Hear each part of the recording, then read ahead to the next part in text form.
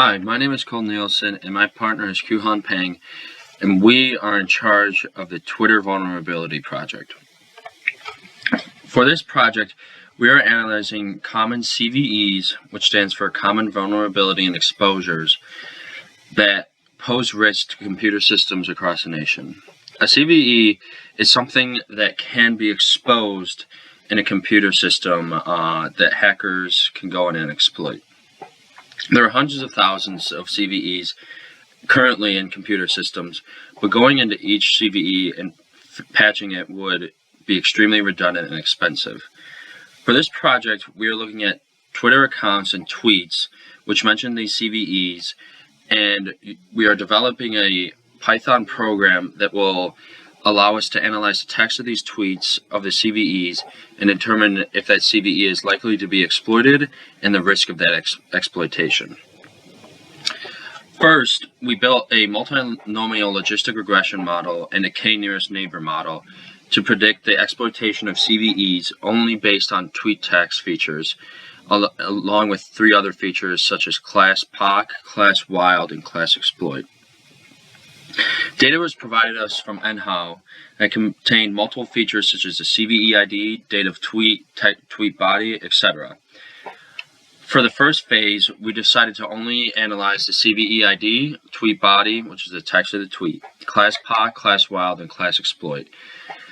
Since the other features of the CVE ID were redundant and did not need us to focus on them currently. A Python program was used to clean the tweet body of various characteristics such as punctuation and HTML links. Once the data was clean, we developed our models and trained to predict the exploitation of the CVE ID from the tweet text features. This is described below.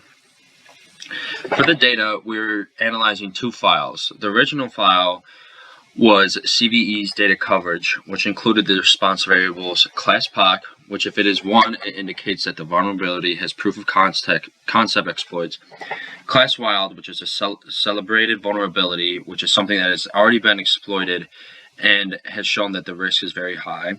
If that was 1, it indicates that the vulnerability has been exploited in the wild. And class exploit, if either class POC is 1 or class wild is 1, the class exploit is 1. We then combined this with another data set which contained the CVE IDs and the tweet body. So therefore, we are only focusing on the CVE IDs, which contained Twitter text and contained a class exploit, a class POC, and a class wild.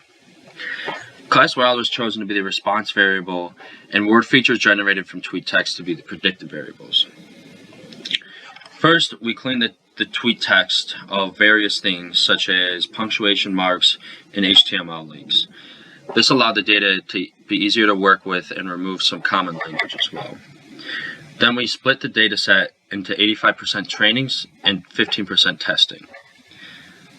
Then we went into text representation, where TF, IDF vectors were chosen to be used as features, and the training set was transformed. Here lists the most correlated unigrams and biograms.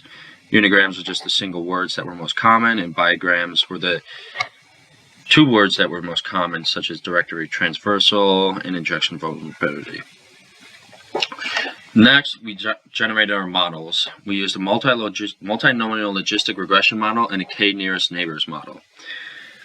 These were constructed to predict the response variable. In both model training sections, accuracy was used as a measurement of the model performance.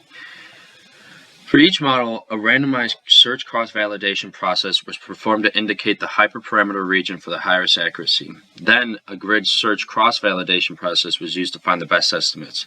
The model with the highest accuracy was recorded for the model comparison. First is a selected multinomial logistic regression model. After it was run, we see that the accuracy is 0.91 or 91%, and the precision for 0 is 0.92, but for 1 is 0.66, which is generally low.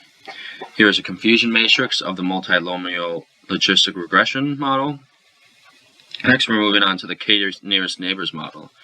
Here, we can see that the accuracy is 0.91 or 91%, and the precision for 0 is 0.93, but for 1 it's 0.52, which again is not super high.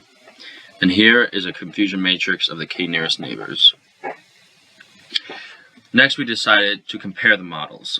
As we can see, they have very similar training set and test set accuracies, all kind of hovering around 91%. And both of the models are above a 90%. However, the logistic regression model seems to have better performance by result. While there is higher accuracy, the models still lack precision on class wild equals 1. That's the response variable we're worried about, so this is kind of concerning.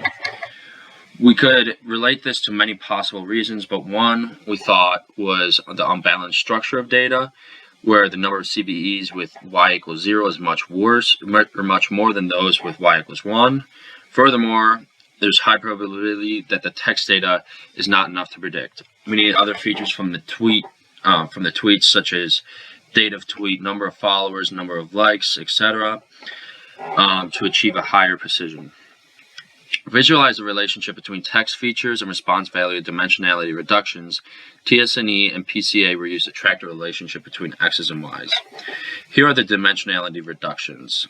In the PCA decomposition, we can see there's not much clustering going on between the blue and the green dots, which shows that there's not much correlation. And furthermore, with the TSNE decomposition, the data is also kind of spread out all over the place. Both of these showed it's hard to only use text features to explain the response variables. However, in the TSNE model, this one right here, there is a little bit of grouping with the green dots, so text features still can be used. So what we're going to be doing next to kind of make this data more usable and predict it at an even better level, we want to handle the unbalanced data, split the OS words and weights, add more tweet features to gain higher precision, and also consider adding time series to present the changing of features during time. We will continue to work on this and present our findings in a couple of weeks. Thanks for listening. Bye.